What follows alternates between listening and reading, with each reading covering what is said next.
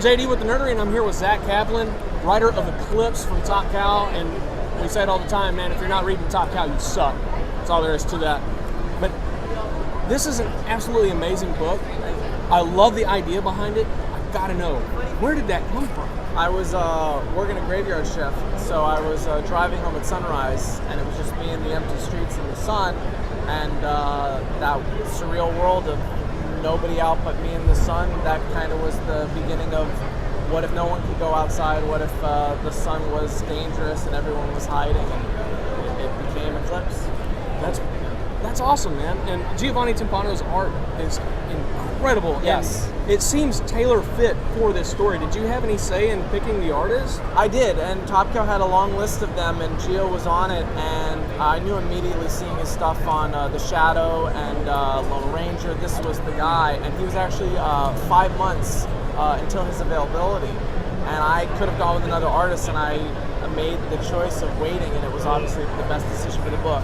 And he always worked on other franchises, other people's worlds. So this is his first time building his own world as an artist. And you can see he pours his heart and soul into it. It's just killer. I absolutely love it. Yeah. So how long was it from your first idea till issue 1 came out? How long were you working on that? It was a long time, and there's also a lot of things that go into a publisher determining when your book's going to come out, and they have a slate of books they're considering, and there's a lot of production, and they want a lot in the can. So we worked on it for about, I'd say, a good year before we were coming out with it. So it was and some people remembered us announcing it at Comic-Con the year before, and then it was a year or so later. But it was very fulfilling when it finally came out. Yeah. Awesome. And we've interacted a lot with Top Cow, with other people from Top Cow, and they really seem like they're really tight-knit. Y'all really communicate back and forth with everybody else under the umbrella? Yeah, I mean, for sure. I mean, Brian Hill was very good to me when I first was coming up, and he was there to kind of lend advice. Matt Hawkins is super helpful, and yeah, everybody's great. I mean, they're all interested in just making good comics. So Top Cow has got a very boutique feel, despite being published out of through Image and having a larger presence. And they're great. Yeah. And did Eclipse, when you first had that idea, was it initially for a comic, or did you picture that as something else, like another medium? I've done some film and TV writing, and but this idea actually, when I first came up with it, I thought this is, I always come with an idea first, but before I did anything, I was like, this would make a great comic, because the concept of having an artist draw light and shadow, and having a ray of light now be dangerous on the page, that was really cool, and I thought, that was kind of where I went with it, and it turned out great, because you can just have a ray of light and it's dangerous, and the world creation is so cool. You can develop the whole city and see everything in the underground tunnels. Yeah, so yeah, it really worked well in the comic book. Do you have a foreseeable end to Eclipse? Do you plan on making this like a short run, or do you want this to keep on going? I'm going towards 12, and issue 12 is definitely going to be a big payoff. So if anybody is reading it and really into the mysteries, 12 will deliver a tremendous amount of closure, and then we're going to assess. And if people are still digging it, then we'll still go on with it. But post issue 12 would definitely be some new stories to explore for sure. Okay, so you definitely heard that.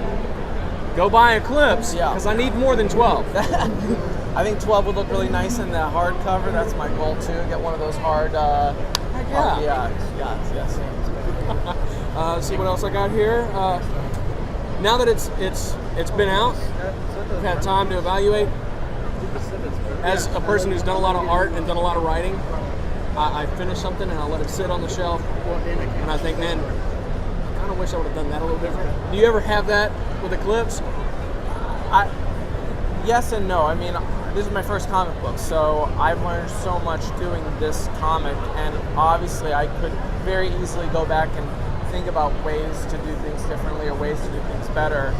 But at the end of the day, you kind of love it like it's your kid, because it is born and it is out there, and so for all of its faults, for all of its whatever, you love it for its strengths, and you love it for what it is, and you're solving lots of story problems along the way to try to make it as good as it can be. And so it's kind of too hard to look back and say, what would I don't actually, go down that road as much as I probably easily could. So for my own sanity, I just kind of accept it. And but I've already learned so much, and I'm excited to continue to grow as a writer for sure. And how's it feel to be on the con circuit now? It's crazy. You know, showing off your own book. This one's a great one. Comicpalooza's been awesome, and it's been great. I mean, one of my favorite things is just interacting with fans, interacting with people who come up, and whether they know about the book and they brought their number one, or they're learning about it for the first time.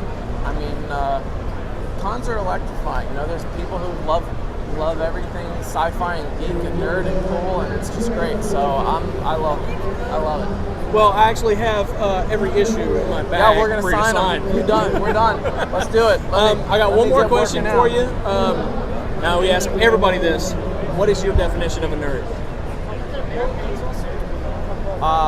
My definition of a nerd is someone who has a passion for learning about something. I love that, specifically with considering one of the questions that I asked Matt our very first year was, how do you pick what you're going to write about? So, well, I write about what I want to learn about. So now when I see him, I ask him, what are you learning about? Yeah. And that is absolutely fantastic. Yeah, if you're going to nerd on something, you're going to nerd out, or that's you learning about it, and you're learning about it because you're passionate about it. So that's what nerding is, right? So here's to that. You guys are the nerdery. That's right. Well, thank you so much for your time. Great talking to you guys. Man, y'all are, that's great. If you're not reading Top Cow, you suck. Read Eclipse.